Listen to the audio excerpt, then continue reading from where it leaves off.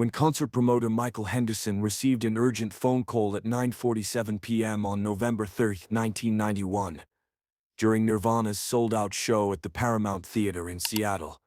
He thought he was dealing with a routine technical problem. Instead, what he discovered when he rushed to the venue would become one of the most legendary moments in rock history, and one of the most expensive concert cancellations ever recorded. Kurt Cobain had walked off stage in the middle of Lithium, leaving 15,000 confused fans in stunned silence. But this wasn't a typical rock star tantrum or technical malfunction. Kurt had witnessed something that made him so angry, so disgusted with the music industry, that he was willing to sacrifice his biggest hometown show rather than continue performing. What Kurt saw in the crowd that night would haunt him for months and forever, change how he approached his relationship with fans and concert security. But what he did next, in front of 15,000 people who had paid to see him perform, would prove that some things mattered more to him than music, money, or maintaining his career. The incident that stopped one of Nirvana's most important concerts began with a single moment of violence that Kurt couldn't ignore, and his response would send shockwaves through the music industry about the responsibility artists have to protect their fans. The Paramount Theater show was supposed to be a triumphant homecoming for Nirvana. Nevermind had been released just 6 weeks earlier, and was already climbing the charts at an unprecedented pace. This was Kurt's chance to perform as a conquering hero in his adopted hometown of Seattle, in front of friends, family, and the local music scene that had supported him from the beginning. The Paramount show was incredibly important to Kurt, recalled Chris Novoselic years later. This was our opportunity to prove to Seattle that we hadn't forgotten where we came from, that success hadn't taken who we were. The venue was perfect for the occasion. An elegant, 2,800-seat theater that had been built in 1928 and retained all of its historic charm. For Kurt, who had played countless shows in small clubs and dive bars, performing at the Paramount represented a major milestone in Nirvana's career. Kurt was more nervous about the Paramount show than almost any other concert we'd ever done, observed Dave Grohl. He kept talking about how the audience would include people who had known him since before Nirvana existed, and he wanted to make sure the show lived up to their expectations. The opening acts that night were local Seattle bands, a deliberate choice by Kurt to showcase the music scene that had nurtured Nirvana's development. The crowd was a mixture of longtime fans who had followed the band since their sub-pop days, and newer fans who had discovered them through radio play of Smells Like Teen Spirit. The energy in the venue was incredible, recalled audience member Jennifer Walsh, who had been following Nirvana since 1989.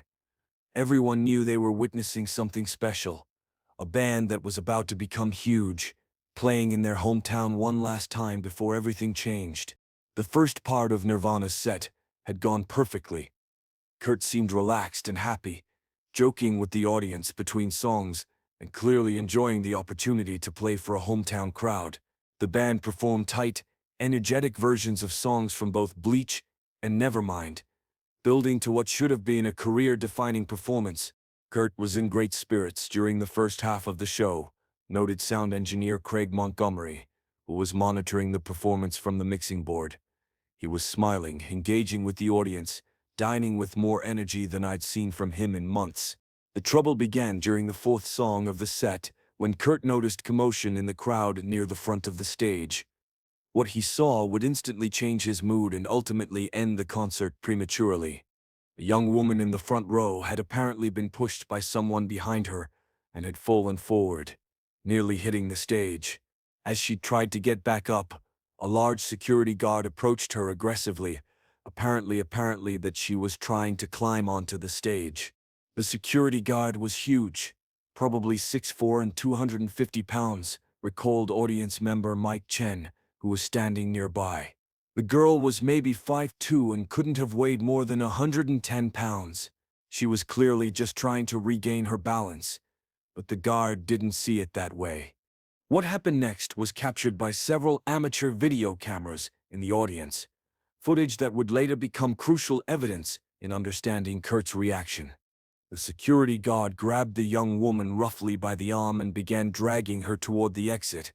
When she tried to explain that she had simply been pushed, the guard became more aggressive, pushing her against the barrier that separated the audience from the stage.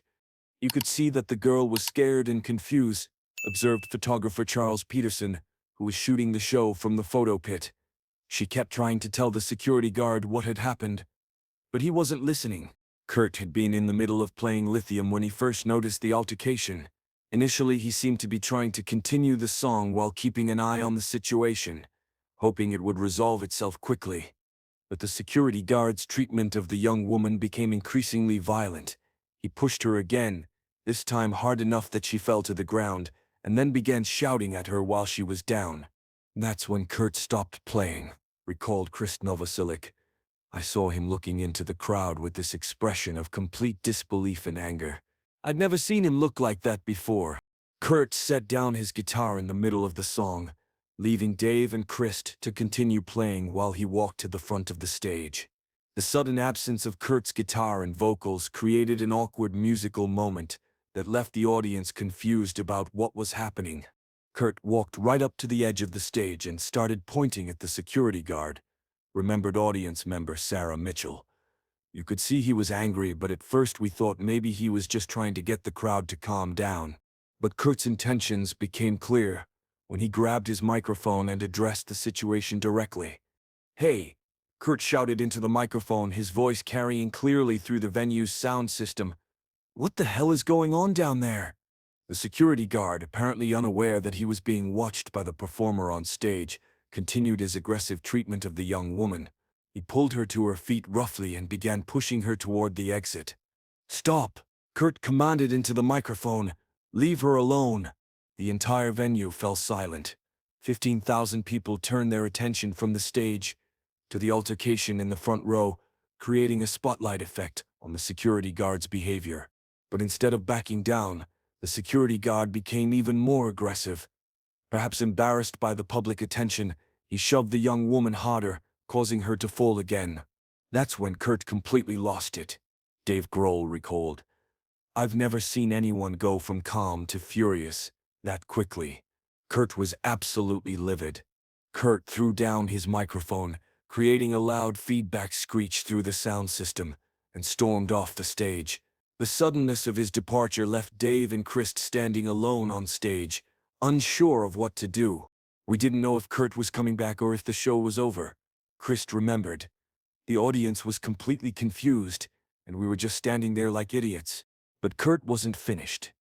Instead of going to his dressing room, he walked around the side of the stage and entered the main floor of the venue, heading directly toward the security guard, who was still manhandling the young woman. When people realized that Kurt was coming into the crowd, it was like the Red Sea parting, observed the photographer Charles Peterson. Everyone stepped back to create a path for him. The confrontation between Kurt and the security guard was witnessed by hundreds of people in the immediate area and would be talked about for years afterward.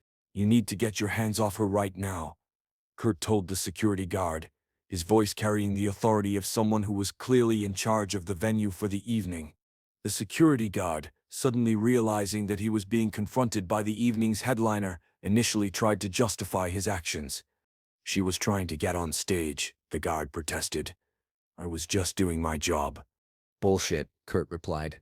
"I saw the whole thing. She fell and you attacked her for no reason." What happened next surprised everyone, including Kurt himself. The young woman, who had been silent during the altercation with security, suddenly spoke up.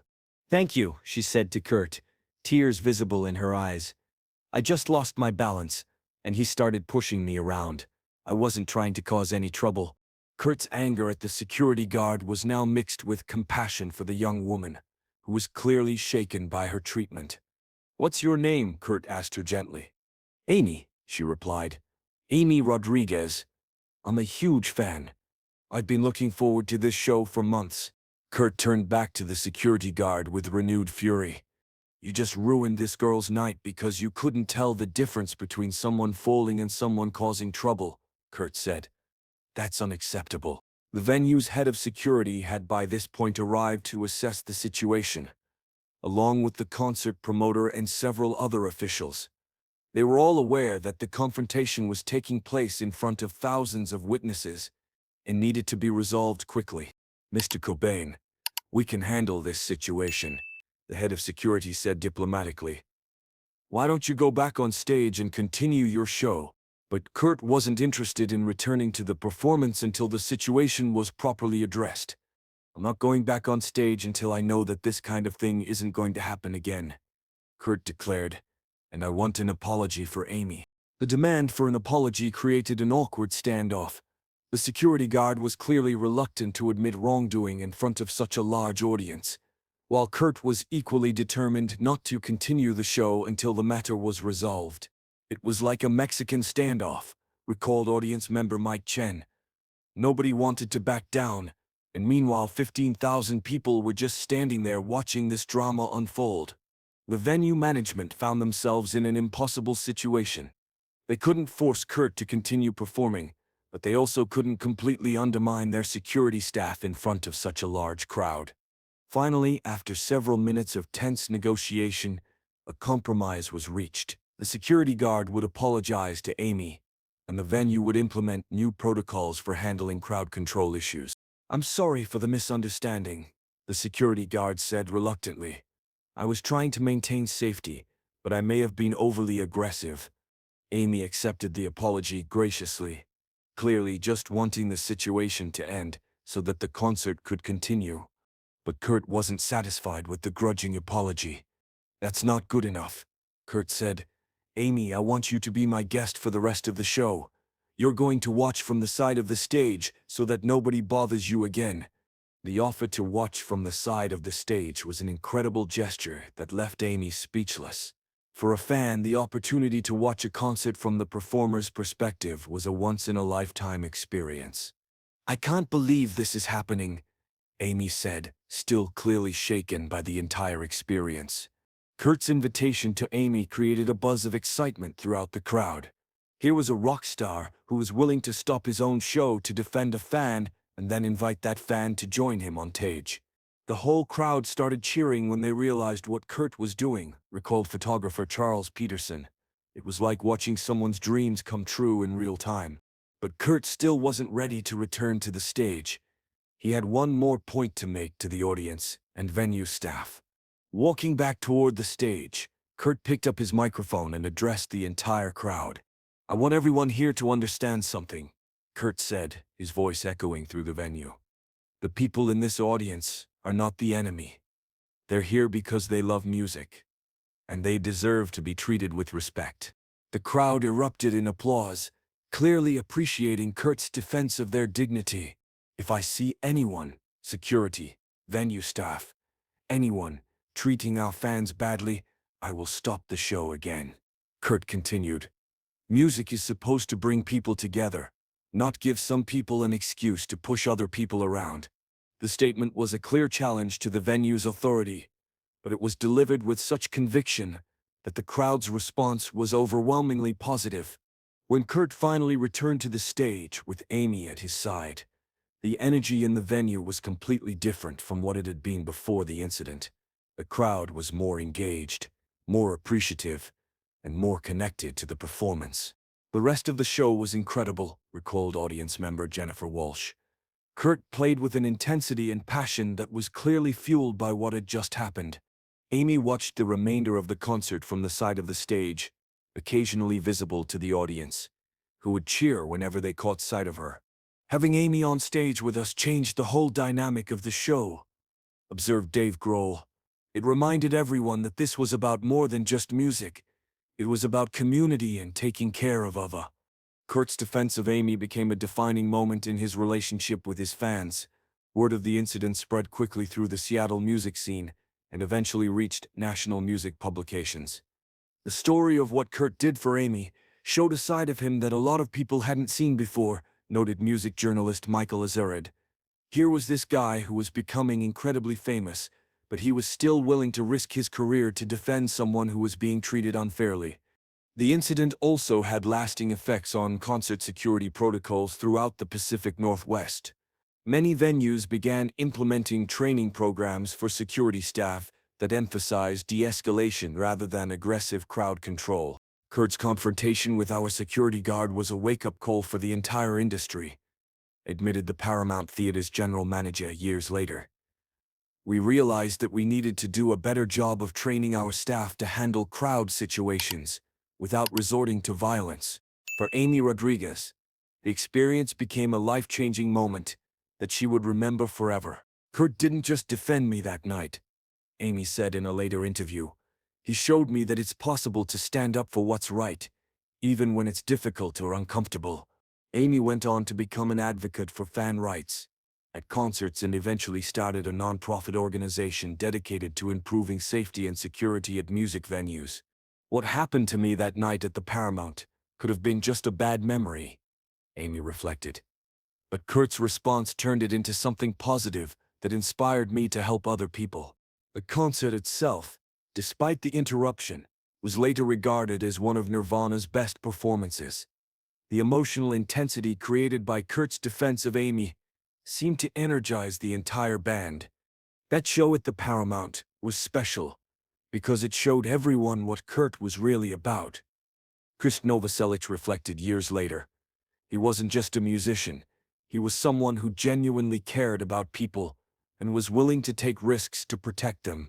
The incident became part of Nirvana's legend, frequently cited as an example of Kurt's integrity and commitment to his fans. It also established a precedent for how Kurt would handle similar situations throughout the rest of his career.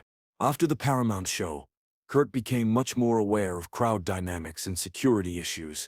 Noted tour manager Alex McLeod, he would regularly scan the audience during performances, looking for any signs of trouble. The story of Kurt's defense of Amy was eventually documented in several books about Nirvana and grunge music, cementing its place in rock history. The Amy Rodriguez incident showed that Kurt understood something that many rock stars don't, observed music historian Bob Mayer. Fame comes with responsibility, and part of that responsibility is protecting the people who support your music. For the venue staff at the Paramount Theater, the incident was a learning experience that changed how they approached concert security for years to come.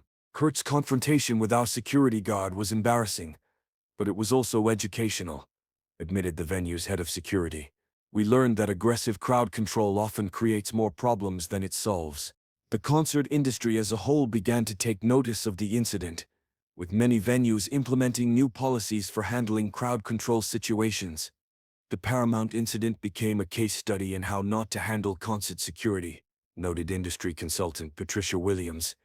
It showed that treating fans like enemies can backfire spectacularly.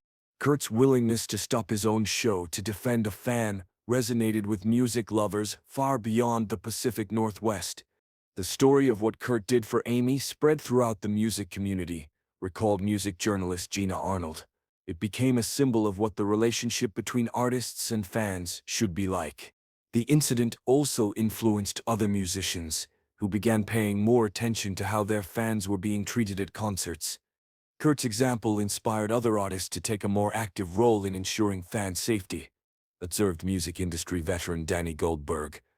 It showed that performers have both the power and the responsibility to protect their audiences. Today, more than 30 years later, the story of Kurt Cobain's defense of Amy Rodriguez continues to be told as an example of artistic integrity and moral courage. What Kurt did that night at the Paramount wasn't just about one fan, reflected Amy Rodriguez years later. It was about establishing the principle that music venues should be safe spaces where people can enjoy art without fear of being mistreated. The Paramount Theater now displays a plaque commemorating the incident, recognizing both Kurt's stand for fan rights and the venue's commitment to improving security practices. The events of November 30, 1991, taught us valuable lessons about respect, dignity, and the responsibility that comes with hosting live music. The plaque reads, "We honor the memory of Kurt Cobain and his dedication to protecting the people who loved his music." Kurt Cobain's decision to walk off stage and confront security over their treatment of a fan demonstrated that some principles were more important to him than maintaining a smooth show or avoiding controversy. His defense of Amy Rodriguez became a defining moment that showed the world what kind of person Kurt was behind the rock star persona, someone who was willing to risk his career to protect a stranger from unfair treatment. The incident stands as a powerful reminder that artists have the ability to use their platforms for good, and that sometimes the most important thing a performer can do is stop performing and start standing up for what's right. If this incredible story of Kurt's moral courage moved you, make sure to subscribe and hit that thumbs up button. Share this video with someone who needs to see how standing up for others can make a difference. Have you ever witnessed someone use their position to defend someone else? Let us know in the comments. And don't forget to ring that notification bell for more amazing stories about artists who put principle before performance.